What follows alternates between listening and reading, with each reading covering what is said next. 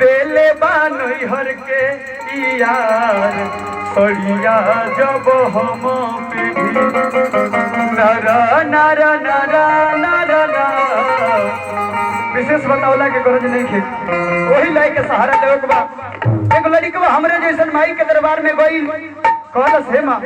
तारा इस सभा में आवे के बा। लड़को बड़ा भाव में बोलौलस माई के अरे हाथ जोड़ी तोहारा पे नदिया तोहारा मोही माया तारो सभा बीचे आई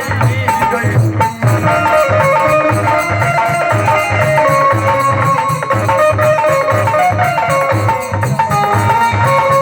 भैया सब खाती से हफ्ती में बजाओ हाथ जोड़ी तोहारा तोरी नदिया तोहारा मोही माया तारो सभा बीचे आई गई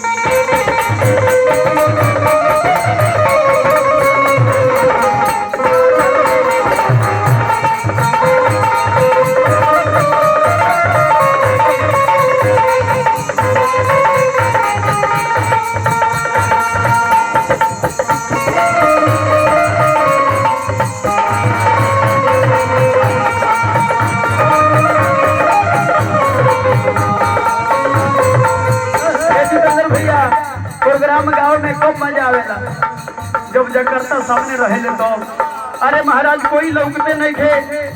कलाकार के मन हौसला कैसे बढ़ेला।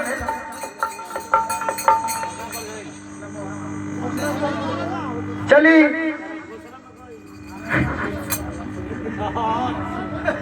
हेलो चली जमदार यादव जी की ओर से 51 रुपए का पुरस्कार लड़कियों की मिठाई खाए खातिर आ गई। वहाँ के चरण कमल में हम बार बार प्रणाम करतनी लाख लाख धन्यवाद करतनी सरकार। वहाँ से हमनी का आशीर्वाद लेवे के बाद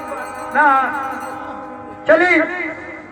समय बड़ा कम बा भैया जल्दी में ले ले के बाद ए माई सारा